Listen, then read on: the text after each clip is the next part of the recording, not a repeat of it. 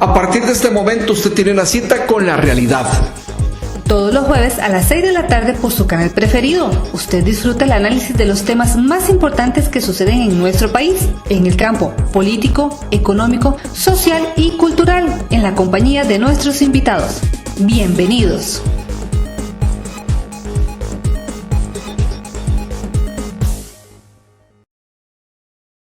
Esta semana vamos a hablar un poquito de un tema que pareciera nos va a todos de alguna u otra forma llamar la atención y tiene que ver con el arranque del gobierno del presidente Donald Trump en Estados Unidos. Esto porque, si bien es cierto, nosotros no somos norteamericanos, pero la verdad es que el mandatario ha anunciado una serie de medidas que piensa tomar, sobre todo con sus vecinos, Canadá y México, que eventualmente podrían afectarnos a nosotros, máxime ahora que también pues anuncia su interés por el canal de Panamá, nuestro, al que dice que inclusive él estaría anuente, ¿por qué no?, a pensar en una medida militar. Por allá también la otra noticia bomba que nos sentimos un poquillo afectados, o de alguna forma sentimos que nos metía en el asunto, tenía que ver con la toma hasta militar de la isla de Groenlandia. Es por eso que, para entender un poco, bueno, qué implicaciones podría tener el arranque del gobierno del presidente Donald Trump en Estados Unidos, cuánto podría afectar a América Latina, cómo llega este señor al poder, etcétera.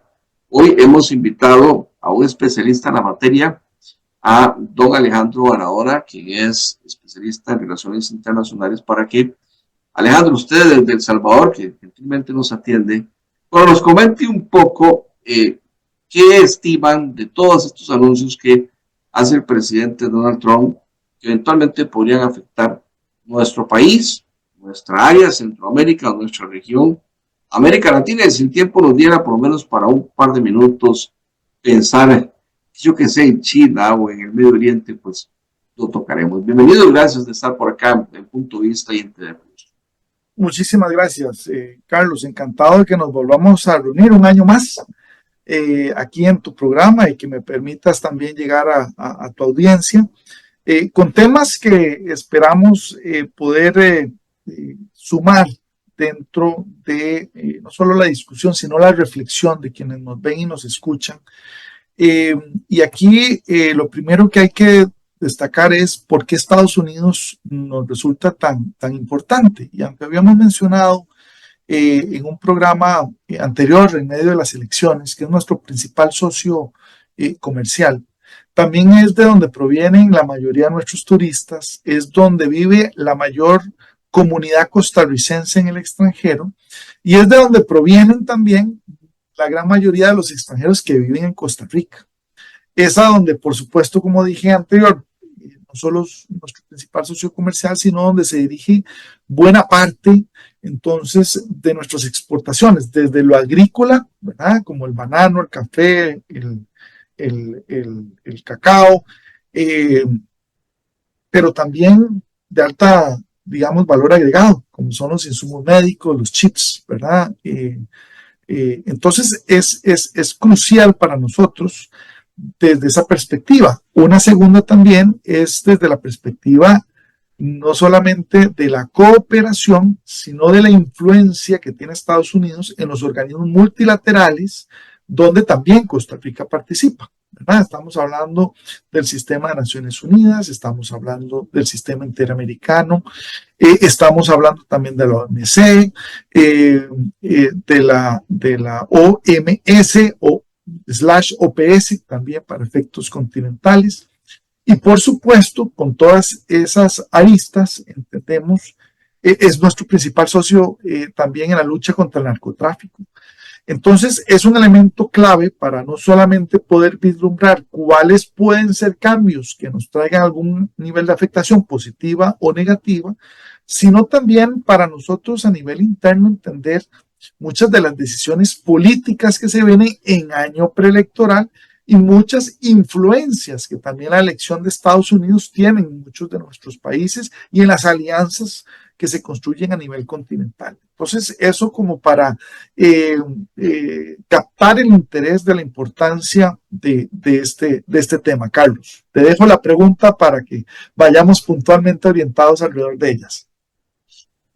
Así es, sin duda alguna, el presidente Donald Trump es una figura bastante sui generis, una figura extraña, ¿verdad? Enigmática, novedosa dentro de una política norteamericana que siempre ha sido una política muy tradicional, creo yo.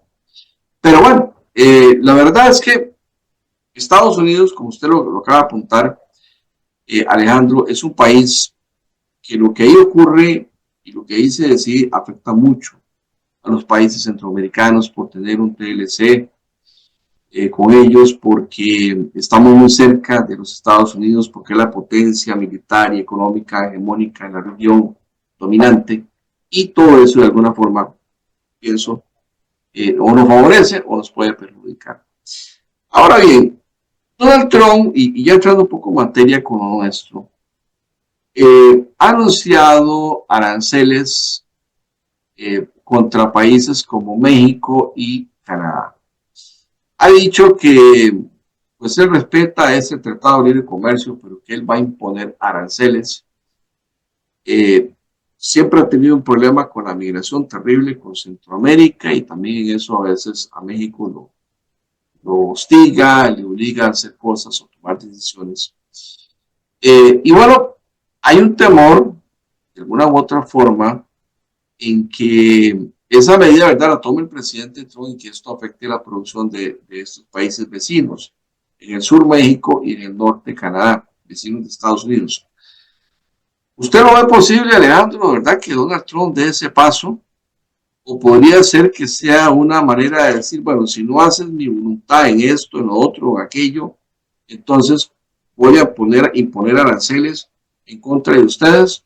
Digo esto porque también ya lanzó otra noticia que llama la atención a través del señor Rubio, que parece pues será su canciller, ¿verdad? Y es el hecho de que dice que van a considerar declarar terroristas a los grupos narcotraficantes mexicanos.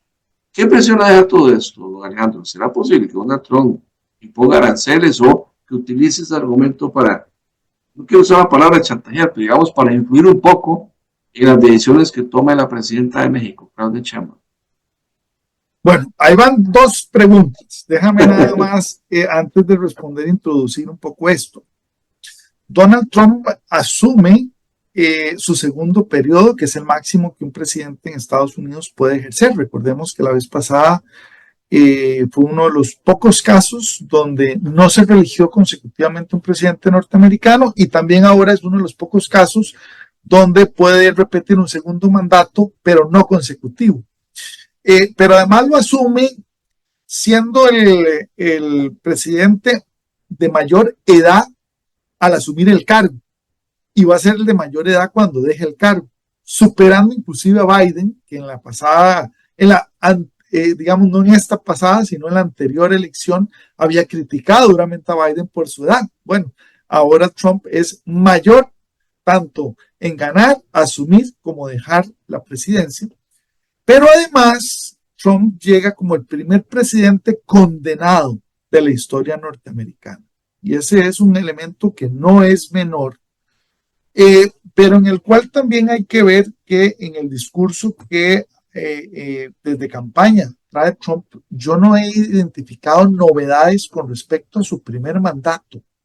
Pareciera que lo que va a tratar es de repetir la fórmula, sabiendo ya las consecuencias y los errores que eso puede generar. Y ahí hay una preocupación que tenemos, de la cual tenemos que tomar nota en América Latina, que tiene que ver no solamente con el tema de las amenazas, que muchas veces son amenazas, digamos, hacia los que deberían ser sus aliados naturales, sino evitando contradicciones obvias. Voy a señalar y puntualizar, no sé si le voy a poner sal, pero sí voy a puntualizar la contradicción del presidente Trump cuando en su primer mandato renegoció el Tratado de Comercio con Canadá y Estados Unidos. Y él, cuando se renegoció, dijo, ahora sí estoy satisfecho de este acuerdo comercial, y resulta que dice antes de asumir su segundo periodo que hay que volver a renegociar. O sea, quiere decir que él renegoció mal o que sus socios comerciales tienen fortalezas que independientemente de cómo se negocie el tratado, siguen superando a Estados Unidos o, y aquí viene un elemento que me gustaría introducir, que Trump no termina de entender que ya el comercio internacional no se puede reducir solamente a lo que un país importa y exporte su balanza comercial, sino hay que verlo en términos de los aliados comerciales en los diferentes sectores. Alejandro, perdón que te interrumpa, pero es que realmente él quiere nuevo renegociar este Tratado de Libre Comercio, o es que, porque yo he escuchado que él lo ha dicho, él quiere imponer aranceles de un 10%, tanto a Canadá como a México. Así, claramente. Y utiliza un montón de argucias. Él dice que es que en México ahí están los chinos metidos, solapados, a través de ciertas figuras comerciales ilegales, y que eso no le conviene porque todos estamos importando, Estados Unidos está importando vehículos realmente de empresas chinas que no pagan aranceles y que solapadamente están acá en México. Pareciera que en México también cometieron el error de dejar entrever que iban a sacar una marca propia de vehículos. Yo no sé si México está en capacidad de eso, creo que todavía no, pero eso de alguna forma los norteamericanos, me imagino, por lo menos a Trump, ¿verdad? Que él, recordemos, yo no lo hago como político, sino lo hago como un comerciante metido en la política, ¿verdad? Eso de repente dijo, vaya, ¿cómo es eso? Ya hasta México va a competir con nosotros en este tema. ¿De verdad quiere renegociar de nuevo el TLC? ¿O son los aranceles o ambas cosas? ¿Qué sabes al respecto? Mire, él tiene una visión muy básica en términos comerciales de lo que es la balanza comercial, si es positiva o negativa. Entonces, si su balanza comercial con México es negativa, o sea, México exporta más de lo que importa a Estados Unidos, él quiere revertir eso. Pero esa es una manera muy simplista de entender un poco las relaciones internacionales desde la perspectiva comercial, porque hay que entender que mucho de lo que se produce en México lo producen empresas norteamericanas en México para producirlo a menor costo y poderlo reexportar compitiendo con empresas de otros lugares del mundo que producen más barato, incluido China. O sea, si uno reubica, relocaliza mucha de la industria norteamericana de México a Estados Unidos, simplemente más allá de las fronteras norteamericanas va a ser muy difícil que Estados Unidos pueda competir. Entonces va a perder presencia en los mercados internacionales. La manera de la industria automotriz norteamericana de competir más allá de las fronteras estadounidenses e inclusive dentro de sus propias fronteras es bajando los costos de sus vehículos, y eso lo hace produciendo desde México, cuya mano de obra es más barata. Y simplemente es un límite fronterizo lo que la separa. Pero ¿qué quiero decir un poco con esto? Yo creo que hay que entender que si Donald Trump aplica todo lo que está diciendo, va a poner a América Latina en bandeja, le va a servir a América Latina en bandeja comercialmente hablando a China, a la Unión Europea, y va a ser cada vez más evidente que los países de América Latina tienen que integrarse comercialmente, ¿verdad? Porque hoy por hoy en Sudamérica el principal socio comercial no es Estados Unidos, es China. Y si lo vemos desde la perspectiva de Centroamérica, sigue siendo Estados Unidos, pero por poquito.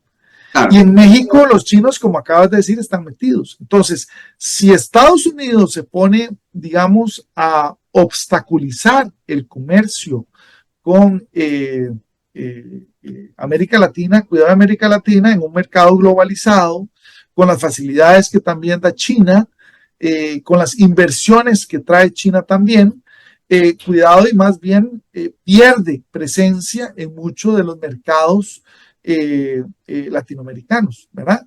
Ahora, nada más quiero responderte un poco esto que vos decías, un poco de las amenazas de Donald Trump. Efectivamente, Donald Trump tiende, creo yo, desde la perspectiva comercial a amenazar, a decir, bueno, me dan un mejor precio, me voy con este, o hago esto, o me dan esto, o contrato a la competencia, para ver un poco a la baja cuáles son los beneficios que puede generar. Pero hay que entender una cosa, eso también tiene consecuencias en la calidad de las relaciones comerciales, porque lejos de profundizarla, consolidarla, darle certidumbre, seguridad, más bien genera una desconfianza. Inestabilidad. Y este elemento es un elemento que también juega en las relaciones internacionales, sean políticas o sean comerciales. Alejandro, perdón que de nuevo te interrumpa. Otra de las críticas que se ha hecho de esta decisión que anuncia Donald Trump que él va a tomar, vamos a ver si la cumple o no. Aparte de esto de que América Latina podría juntarse y es una gran potencia, como nunca ha ocurrido, ¿verdad? Y eran los sueños del presidente de Venezuela, ¿no? Que se llamaba Hugo Chávez. Claro, Chávez con un sentido socialista, obviamente, y lamentablemente. Pero bueno, la otra crítica que se ha hecho es que si imponen los benditos aranceles, sobre todo a México, que es una de las economías a la que más importa a Estados Unidos, más que Francia y algunos países de Europa, eso subiría el costo de vida allá. Y uno de los puntos claves de la campaña de Donald Trump fue que iba a bajar el costo de la vida, ya que Biden pues tuvo que sufrir en sus primeros años los embates de la pospandemia, que eso agravó el costo de la vida en Estados Unidos. Y creo yo lo que lleva al poder a Donald Trump es el no haber cumplido o llenado las expectativas de los norteamericanos en materia de economía de parte del presidente Biden, ¿verdad? Así como también el tema de la migración y el tema de la inseguridad. ¿Será posible que Donald Trump pueda dar ese paso realmente dentro de su país y llegar y decir, bueno, ahora los vehículos valen un 10% más caro, ¿verdad? O como usted dice, ¿será que está de alguna forma amenazando con la vaina vacía que hicimos en Costa Rica o de alguna manera asustando con el cuero del tigre y quiere sentarse a renegociar de nuevo el TLC con Canadá y México? Vamos a ver, te me adelantaste un poquito porque ya me iba a meter en el tema efectivamente económico. Y coincido en el sentido que el principal tema que afectó la campaña de los demócratas fue el costo de la vida para los sectores, no solo medios, sino sectores más populares en Estados Unidos, que aunque muchos latinoamericanos nos cueste imaginarlo, es así. O sea, para quienes hemos tenido la oportunidad recientemente de ir a Estados Unidos, nos ha sorprendido ver la cantidad de personas, habitantes de la calle, o sea, viviendo en carpas, en las aceras, en los parques, etcétera. O sea, sin tener dónde vivir. Y este es un elemento en el cual hay que entender que Donald Trump va a tratar de, por un lado, tener resultados, pero no creo que él lo vaya a llevar a límites en el que implique, por un lado, un desabasto que podría darse en términos comerciales con México, que es una economía integrada. Es que lo que hay que entender es que si pone un arancel, inmediatamente ese arancel lo tienen que pagar los consumidores.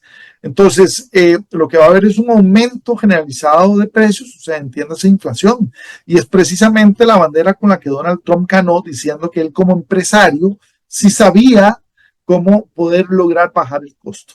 Entonces, aquí probablemente lo que vamos a ver es un poco no sé si llamarlo un equilibrio, pero que le permita a él tener algún nivel, digamos, de ganancia o de logro que pueda venderle al público norteamericano diciendo, bueno, esto lo logré, ¿verdad? Sin llegar al límite en el que haya un desabasto. Pero hay que entender una cosa que es muy delicada.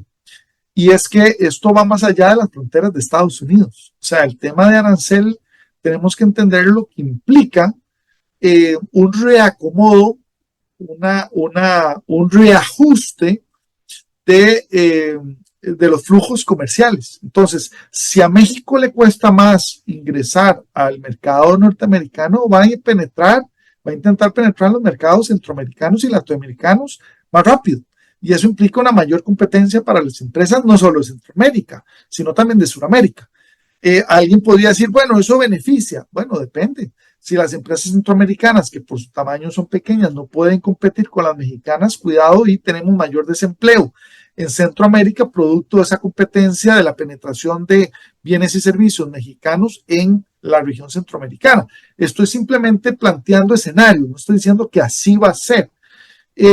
porque también podría haber un desplazamiento del comercio de México más allá del continente americano, ¿verdad? Y entonces, por eso digo, este reacomodo está ahí. Ahora, quiero decir lo siguiente, yo creo tengo que ir a la pausa.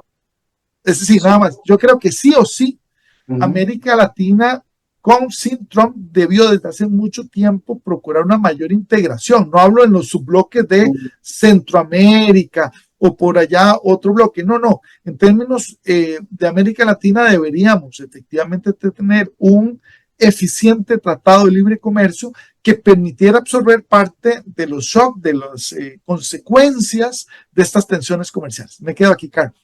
Gracias. No, y cómo ha costado eso, ¿verdad? Porque pareciera que el Mercosur es un mundo, por acá en Centroamérica con el CAFTA es otro mundo, y que por allá si uno quiere negociar un tratado de libre comercio, los demás tienen que estar de acuerdo. Y ¿cómo cuesta a nivel latinoamericano unirnos? Porque creo que sí, el futuro en el siglo XXI va a andar por ese lado.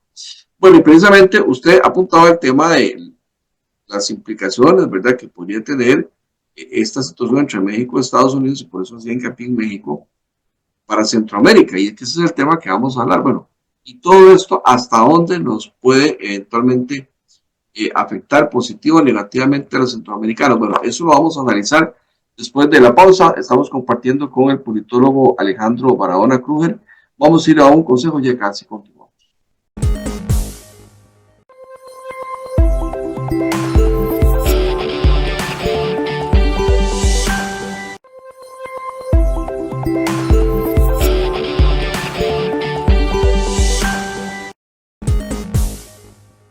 Estamos hoy analizando el tema, el arranque del gobierno del presidente Donald Trump en los Estados Unidos y los anuncios previos que ha hecho como presidente electo sobre algunas políticas económicas y también en relaciones internacionales que quiere cambiar, no solo con sus vecinos, con México, Canadá, sino también anuncios que ha hecho sobre Ucrania, sobre Israel, Palestina, el tema del canal de Panamá, el tema de Groenlandia.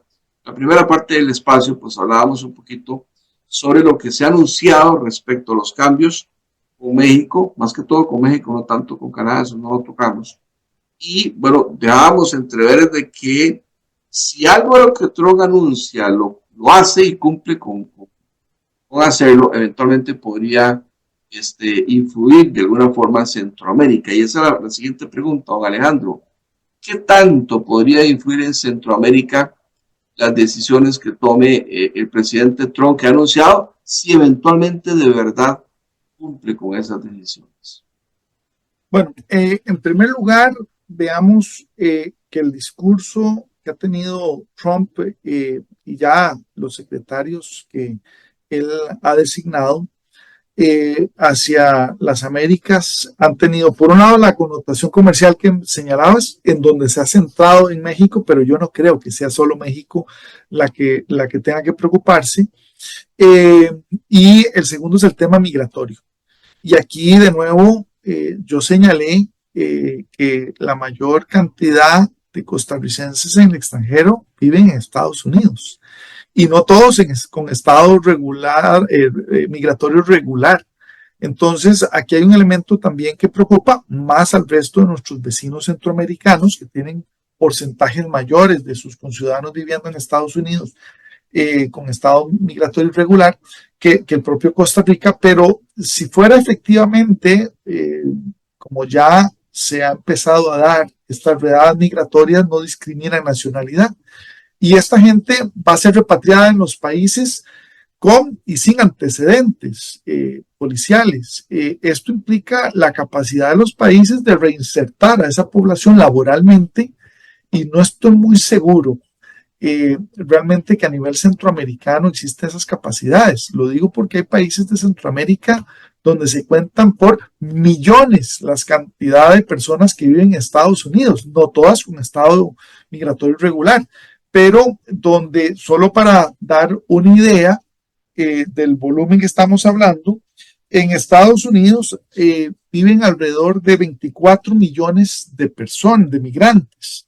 De esos, 11.5 están naturalizados, pero ahí se estima 11 millones con estado migratorio irregular, de los más de 300 millones que viven en Estados Unidos. Entonces, repatriar 11 millones de personas en la totalidad es prácticamente imposible, pero entendamos una cosa, no solamente es un problema desde el punto de vista logístico repatriarlos y también reubicarlos dentro de nuestros países, sino que también tenemos que ver el impacto económico de esa pérdida de mano de obra barata en Estados Unidos que trabaja, por ejemplo, en el sector agrícola. Sector agrícola que no solamente produce para efectos del mercado interno, sino también para el mercado externo.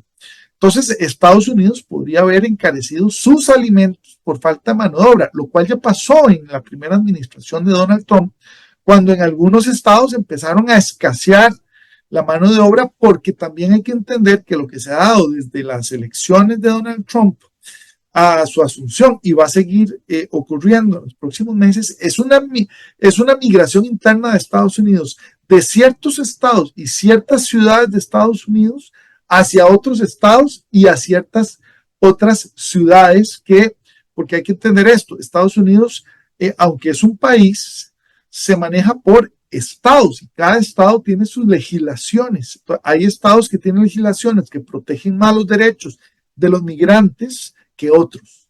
Y esto, por supuesto, va a traer consecuencias económicas. Entonces, por eso digo que el tema migratorio, el tema comercial y sumémosle el tema de lucha contra el narcotráfico, que es un tema también que ninguna administración en Estados Unidos ha podido realmente enfrentar con éxito, más allá de algún indicador coyuntural.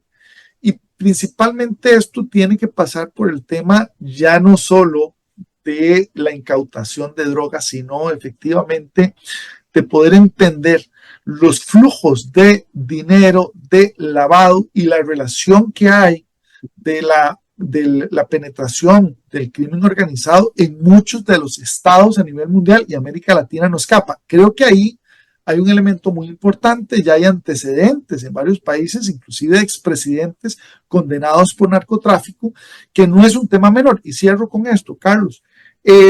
Yo creo que hay un último tema que lastimosamente la administración de Donald Trump no está preocupada a observar, pero que explica mucho de la migración, y es las condiciones de desarrollo, y eso requiere condiciones democráticas de los países en sus países de origen.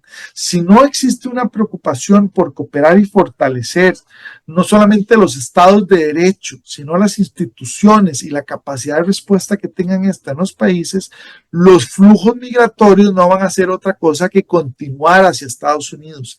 Y eso no se resuelve simplemente aumentando la altura del muro o poniendo más policías, sino entendiendo las condiciones económicas, de inseguridad en términos de violencias que sufren y de la situación política de los países de origen de estos migrantes. El caso de Venezuela es un ejemplo. Sí, pero que estamos en Centroamérica, ahora pues hablamos de Venezuela. Veo que entonces concluyes, Alejandro, en que eventualmente Donald Trump en Centroamérica tal vez no vuelva tanto a la mirada al CAFTA TLC, porque la balanza comercial le es favorable, pero sí va a volver la mirada a la migración y eventualmente al narcotráfico, a la lucha contra el narcotráfico, y va a querer torcer voluntades, y dejas entrever que también debería de volver la mirada hacia gobiernos más prolijos, más prósperos, más justos, con mayor distribución de riqueza en el área centroamericana para evitar tanto la migración, pero que desgraciadamente esa falta de gobernantes pros es de lo que hemos carecido acá en Centroamérica. ¿Es así, Alejandro? ¿O si crees que eventualmente Estados Unidos podría observar con lupa el TLC que tenemos los centroamericanos con ellos?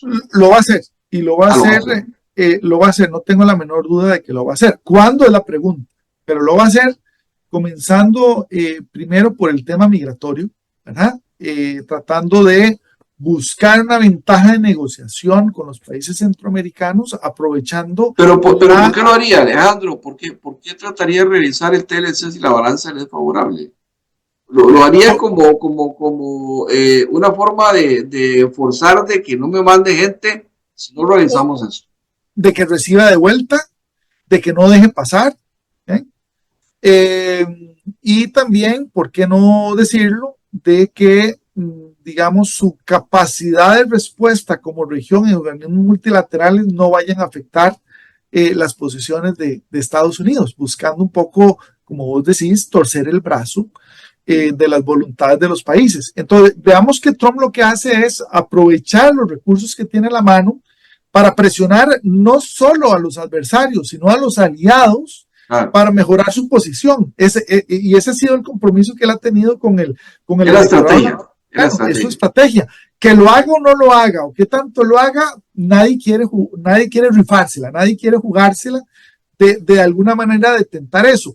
En el caso de Costa Rica puntualmente, Costa Rica tiene una balanza comercial negativa con Estados Unidos, pero ojo, no tanto por las exportaciones e importaciones, si excluimos la compra de hidrocarburos, que es una licitación internacional que hizo Recopi. Pero si Costa Rica no le comprara a Estados Unidos los hidrocarburos, tendría una balanza comercial positiva. Entonces, ahí hay un elemento que también estratégicamente como el próximo gobierno, tiene un poco que considerar en términos de si conviene o no conviene. Y a quién conviene comprarle los hidrocarburos, más allá de la licitación internacional que está vigente. Pero yo quiero decir lo siguiente, yo veo a Costa Rica, independientemente de quién está en la presidencia en Costa Rica, como una relación positiva, por una razón muy estratégica. Y es que Costa Rica se ha consolidado como un mercado para los chips, para la relocalización de la producción de los chips. Recordemos que el 80% de los chips a nivel mundial, más del 80% se produce en Taiwán. Y sabemos que Taiwán está en la agenda de China. Si esa agenda en algún momento se concreta, habría un enorme riesgo de desabasto en términos del mercado internacional de chips. Y los chips se usan hoy día para absolutamente todo, incluyendo para fines militares.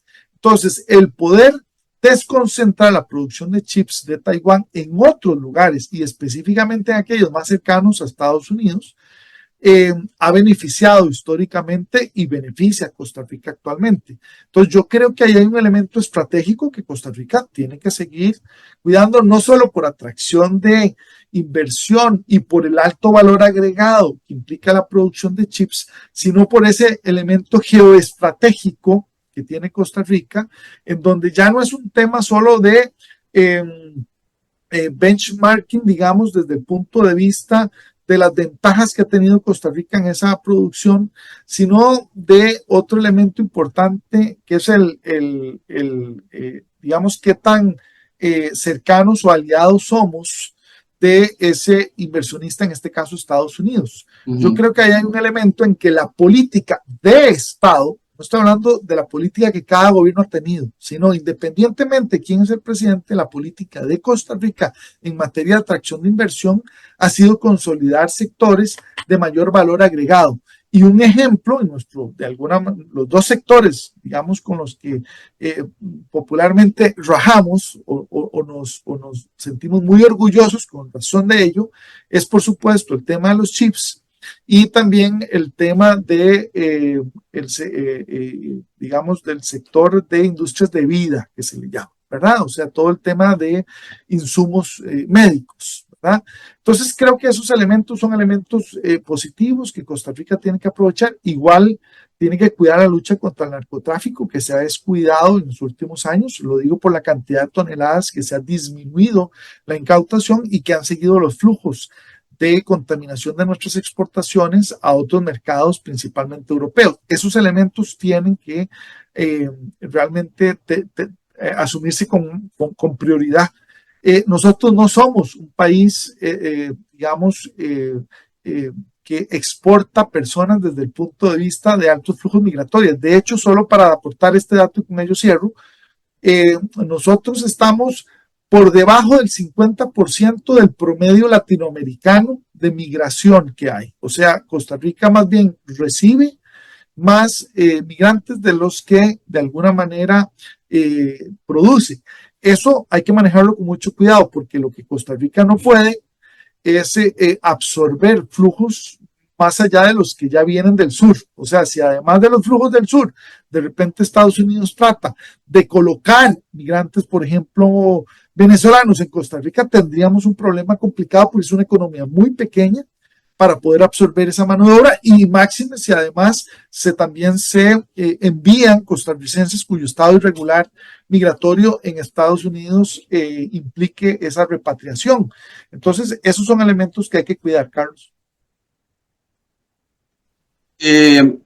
Por supuesto, y sí preocupa, ¿verdad? Porque podría ser que Estados Unidos vea con buenos ojos decir, bueno, envío unos cuantos venezolanos a Costa Rica, que es un país muy estable políticamente, económicamente, con una economía un poco fantasiosa y ficticia, pero ahí va, con cierta estabilidad de momento. Vamos a ver cuánto nos dura por la deuda externa de este país, pero sí, hay que estar atentos. Es una amenaza que podríamos tener, igual que devuelvan a miles de costarricenses que están de forma irregular en los Estados Unidos con mandato de Donald Trump. Y bueno, uno también piensa de que Costa Rica está en medio de Panamá y en medio de Nicaragua, o en medio del canal de Panamá, o entre el canal de Panamá y el río San Juan, que también Nicaragua sueña con construir un canal interoceánico. Y bueno, también se ha dicho que las llanuras del norte de Costa Rica, o las del, ¿verdad?, podrían ser eventualmente producto, generar un canal seco. Eso también geopolíticamente puede tener un atractivo para los Estados Unidos, pero nos quedan dos temas, entre otros, pues yo creo que esto alcanza por su entrevista después. Yo creo que en Medio Oriente no vamos a poder tocar ni Ucrania ni Groenlandia, porque nos queda Nicaragua, nos queda Venezuela y nos queda Panamá. Son tres temas más bien. Lo que no tenemos es tiempo. Alejandro, permítame ir un consejo y ya casi regresamos para ver si podemos abarcar un poco Nicaragua, Panamá, el famoso canal de Panamá y algo de Venezuela. Ya casi regresamos.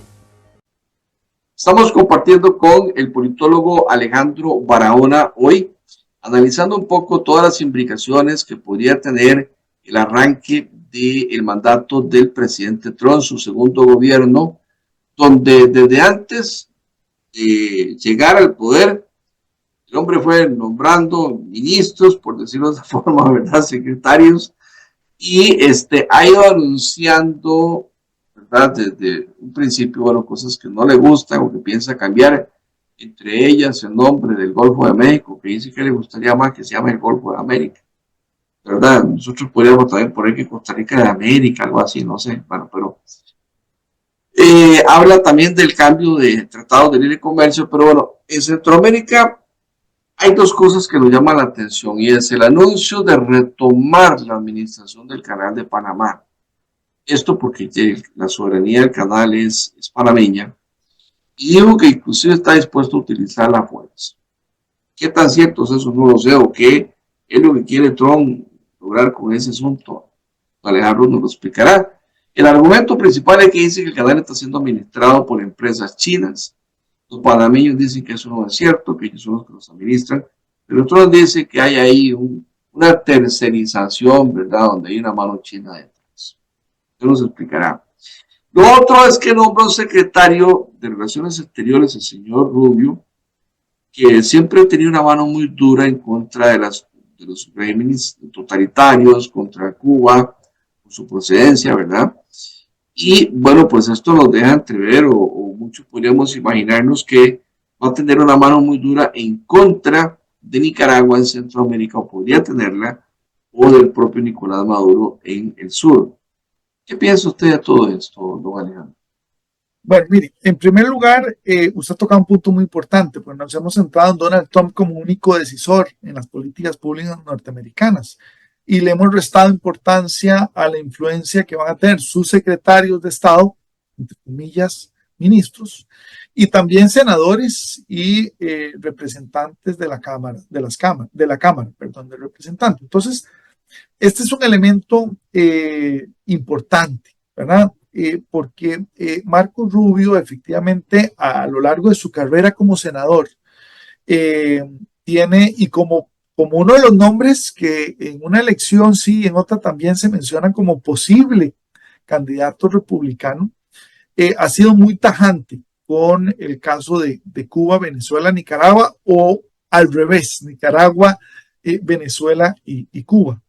Y yo creo que efectivamente hay una expectativa, más allá de las sanciones que los tres países han podido, digamos, han lidiado con ella, de qué tanto podrá hacer Estados Unidos, entendiendo que Donald Trump ha dicho que, tanto en su primer periodo como en su segundo, que él no se va a meter en nuevos conflictos armados. Y más bien que él ve como un gasto para la economía norteamericana el participar en conflictos armados. Entonces, ahí hay una interrogante muy importante. Yo quisiera hacer un puente con el tema anterior, con el CAFTA, porque podría efectivamente Estados Unidos utilizar el CAFTA como una herramienta contra Nicaragua, ¿verdad? Hay una serie de condiciones que podría favorecer la revisión de los beneficios que el CAFTA otorga a Nicaragua, y con ello podría enviar un mensaje, digamos, fuerte. No solo para la región centroamericana, sino para Venezuela y para Cuba. Está por verse. Yo creo que ese tema Marco Rubio y Donald Trump lo tienen en la agenda. Con Panamá me parece que desde que Donald Trump habló del canal, habló de las altas tarifas que pagan los navíos de bandera norteamericana, sean comerciales o militares. Y después entonces dijo lo que dijo. Entonces lo que creo es que de nuevo lo que está buscando es una tarifa preferencial para los barcos con bandera norteamericana. Creo que por ahí es que va la tensión con Panamá, porque efectivamente el canal no solo que es panameño, sino que hay acuerdos internacionales firmados que así lo confirman. Y hoy por hoy el canal es la principal fuente de ingresos para el gobierno panameño. Entonces ahí hay un elemento en el cual evidentemente parte del desarrollo, del brinco, positivamente hablando, que ha tenido Panamá es gracias o se dio posterior a que el canal fuera administrado por la autoridad panameña del canal. Carlos. Así es. Hay acuerdos internacionales, hay tratados entre ambos países, hay un convenio previo, por eso se entregó a finales del 99. Pero Trump argumenta de que el acuerdo está roto. Él dice que se está incumpliendo el acuerdo porque ninguna potencia internacional tenía que administrarse el canal, solo Panamá. Y Trump argumenta de que eso está siendo administrado por Chile. Bueno, pero usted nos da la luz. De repente lo que anda buscando es la mejor tarifa, ¿verdad? Y ahí tienen los panameños de un dolor de cabeza, no pueden dormir. Que verdad, este hombre nos irá a invadir, porque qué será lo que quiere, qué nos va a pedir. También habló del tema de la migración, Trump, Panamá. Si era un país estratégico, por eso es importante que el ejército norteamericano tomara control del canal. Porque entonces, en otrora, la zona del canal, supongo yo, me imagino, Trump querría eventualmente parar ahí toda esa migración que viene de Sudamérica y de África, de otras partes del mundo. Hay un dato, Carlos, muy importante. El año pasado, 2024, los flujos por Centroamérica disminuyeron. No lo digo yo, lo dicen los organismos internacionales que monitorean el tema migratorio. O sea que no es tan caótico desde el punto de vista desde Centroamérica. Punto de aparte es México, que es el país que más migrantes ha aportado, no solo históricamente, sino actualmente a Estados Unidos. De nuevo, entonces, la pregunta es, ¿le interesa el canal por razones comerciales? ¿Le interesa el canal porque no quiere que China se acerque al canal? ¿O lo que le interesa es aprovechar la posición geoestratégica de Panamá para tratar de reducir los flujos por Centroamérica? O una combinación de todas probablemente. Pero cuidado con esto, es que el problema es que hemos escuchado ese refrán de que en política no hay espacios vacíos. Este mismo refrán aplica porque es un principio de física para el comercio y la economía. Entonces, cuando Estados Unidos abandona espacios de liderazgo, alguien más asume esos espacios, en este caso China. Entonces, mientras Estados Unidos está centrado en otras latitudes, y lo ha estado de administraciones atrás, esto ya no es un tema solamente que si Donald Trump o no. Entonces, la región, el resto del continente americano, que lo conocemos como Latinoamérica, Iberoamérica, Hispanoamérica, en sus diferentes confluencias históricas y idiomáticas, buscan otros socios, es lo normal.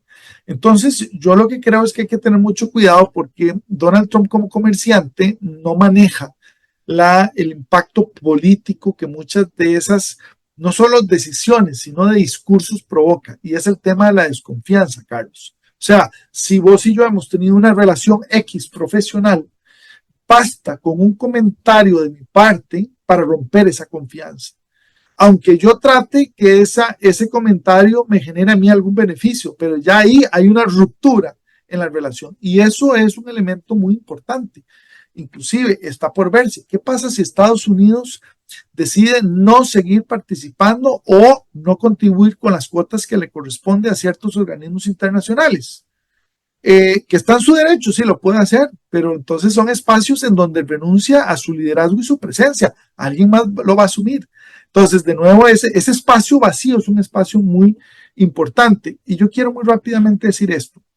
Tanto el tema de Panamá como el tema de Groenlandia hay que tenerle cuidado porque es un ejemplo de un discurso expansionista con el uso, que no descarta el uso militar de la fuerza, en la cual genera la desconfianza no solamente de sus rivales, sino de sus socios, en el sentido de decir, bueno, y si ahora Estados Unidos piensa expandir su territorio en términos militares, estamos teniendo algo así como lo que está haciendo Rusia con Ucrania y las pretensiones de China con Taiwán, y Estados Unidos entonces ahora hablando de Groenlandia y Panamá. Entonces genera una desconfianza a nivel global muy importante, en el cual también la pregunta es, bueno, ¿estará poniéndose a prueba el derecho internacional en los organismos multilaterales para poner límites a esos comportamientos que son propios de siglos muy lejanos y donde pareciera que en pleno siglo XXI vuelven a tomar vigencia? Y el último tema, Carlos, que me gustaría introducir también con esto, es la consecuencia en términos de esas alianzas. Por ejemplo, lo estamos viendo en términos de con quienes pueda llevarse un poco mejor o a quienes no ataque inicialmente, y cómo esas alianzas pueden generar consecuencias electorales en el resto del continente y más allá. Y específicamente el tono de confrontación y de polarización que a mí me tiene muy preocupado, porque un líder es quien une, no es quien divide. Y creo que en la lógica de Donald Trump lo que hemos visto es un poco esa construcción de no solo la incertidumbre, sino la fragmentación de los sectores con objetivos electorales. Pero lastimosamente eso genera heridas y quedan cicatrices que pueden afectar también más allá de las fronteras norteamericanas. Carlos. Así es. El caso de Venezuela, ¿cómo eventualmente Estados Unidos podría a través de Marco Rubio influir con este nuevo golpe de Estado que da autogolpe Maduro, ¿verdad? O con esta autoelección fraudulenta? Ahí yo no le doy sentido a hacer elecciones desde hace mucho tiempo, ¿verdad? Maduro siempre va a ser el ganador, porque él se declara ganador y punto. ¿Cómo lo ves? Ya empezó por aumentar el precio de recompensa, ¿verdad? Lo cual implica también que hay una mayor posibilidad de orquestarse planes como se han dado en otras latitudes. ¿Qué tanto eso logre penetrar los círculos, digamos, de seguridad y de poder? Está por verse. Creo que las consecuencias, digamos, de carácter económico de las sanciones van a... aquí hay un elemento muy importante. Trump en muchas áreas, y esta es una de las áreas donde prácticamente me puedo imaginar que desde el mes 0 restablezca las máximas sanciones que puso al final de su primer mandato. Entonces, el punto de arranque con ciertos países como pueda ser Venezuela fue el de mayor tensión al final de su primer periodo. Eso lastimosamente golpea principalmente a los venezolanos y va a aumentar los flujos migratorios, no solamente a Estados Unidos, al resto del hemisferio.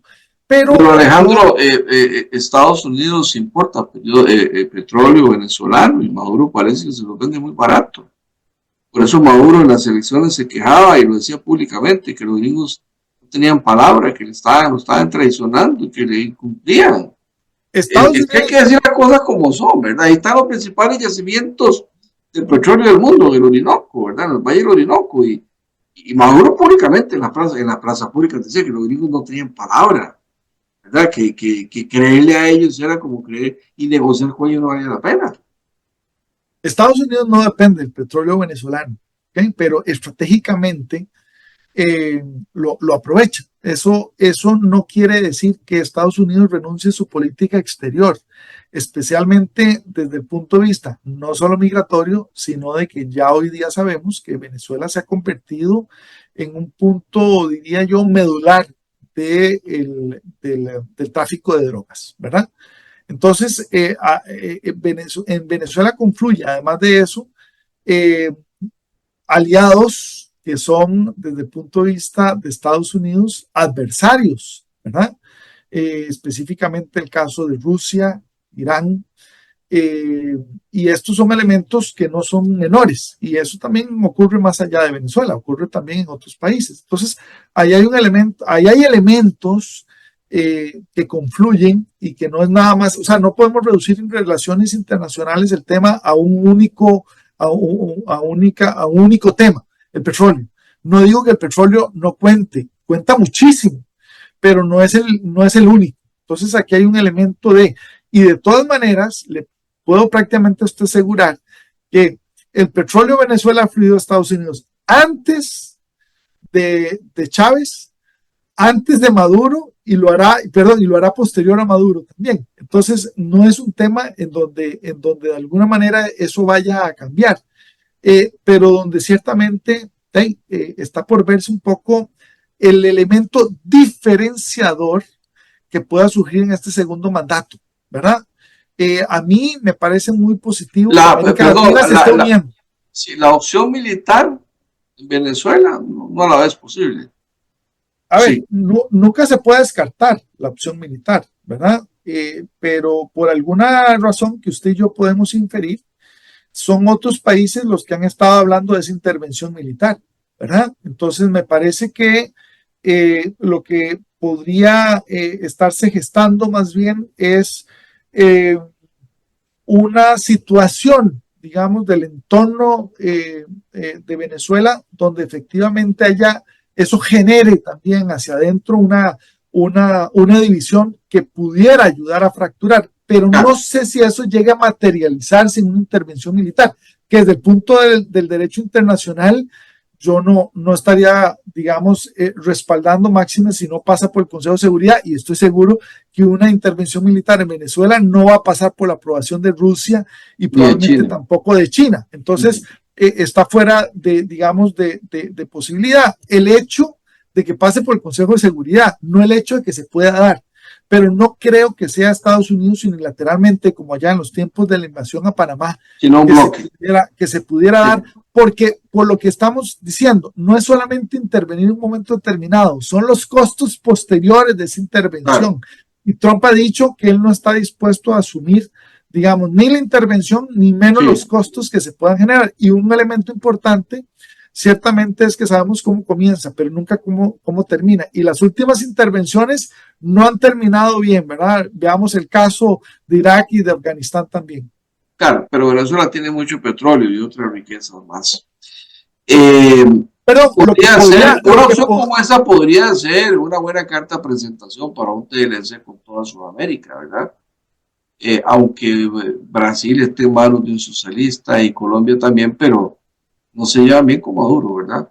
Nada más no ha sido una buena estafeta para los socialistas en la región el tener a Maduro ahí y a Ortega, ¿verdad? O sea, eso quita mucho voto en todo lado. Me queda solo un minuto, Alejandro. Sí, nada más cerrarte con esto. Ojo, Hay un escenario que no hablamos, que podría ser lo que suele pasar en muchos países, un golpe de Estado a nivel interno, no digo apoyos a nivel internacional. Pero dice que la gente que rodea a Maduro está muy bien, ¿verdad? Hay mucha plata ahí, ¿verdad? Puede pasar, pero no lo veo tan factible, ¿verdad? Y la segunda, perdón. ¿Y cuál es la segunda? No, y el segundo elemento que también creo yo que hay que sumar es que estamos en una coyuntura en que los socios de Venezuela se han ido debilitando, ¿verdad? Hablo de Rusia y de Irán, que están luchando, están llevando adelante sus propias batallas. Entonces es un momento también desde ese punto de vista de debilidad y de que China tampoco está dispuesta a seguir financiando al régimen de Maduro, digamos, de manera... forever, para siempre. Exacto, ¿verdad? Sí. Entonces, hay un elemento, y cierro con esto que sí me parece un tema muy positivo para no cerrar con un mal sabor de boca con el caso venezolano. Es que a mí sí me ha gustado muchísimo, y esto es un tema no menor, de que se vea una América Latina bastante unida sobre lo que es la situación en Venezuela, incluyendo gobiernos históricamente izquierda y que en algún momento fueron aliados de Maduro es del chavismo.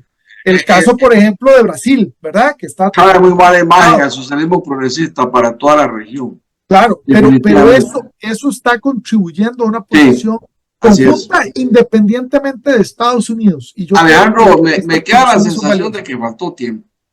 Quedamos como que está bonito el asunto, pero faltó profundizar y faltaron otras regiones. Yo lo que espero es que la audiencia haya dicho que jugamos bonito, Carlos. Yo lo voy a jugar todo lo que puede, pero el tiempo es el peor enemigo en los medios de comunicación electrónicos. Gracias, Alejandro Barahona, por el prólogo costarricense, ahora ubicado en El Salvador, ¿verdad? Ahí está usted laborando, ¿verdad? Recibiendo en El Salvador, con quien hoy hemos compartido la posible visión de lo que será el nuevo mandato de Donald Trump, las implicaciones para América Latina, tanto para, sobre todo México, Canadá no lo tratamos, Centroamérica y Venezuela, pero nos faltó Cuba, nos faltó el Cono Sur, nos faltó el tema de Irán, el Medio Oriente, Palestina, Israel, Groenlandia muy rápido, Ucrania no lo hablamos, sí, faltó mucho. Gracias, Alejandro. Con todo gusto, pero siempre quedan temas para volvernos a encontrar. Para volvernos a encontrar pronto. Esperemos que el hombre entre, ¿verdad? Unos días y ahí vamos viendo y con eso pues llegamos un poquito más renovados de información. Recuerden que hay repetición de este espacio los sábados y domingos de 5 a 6 de la tarde. También nos pueden seguir por nuestras redes sociales. Gracias y que tengan una feliz noche. Hemos llegado al final de un encuentro más con la realidad de nuestro país. Su cita es todos los jueves de 6 a 7 de la noche, los sábados y domingos desde las 5 hasta las 6 de la tarde por su canal preferido. ¡Te esperamos!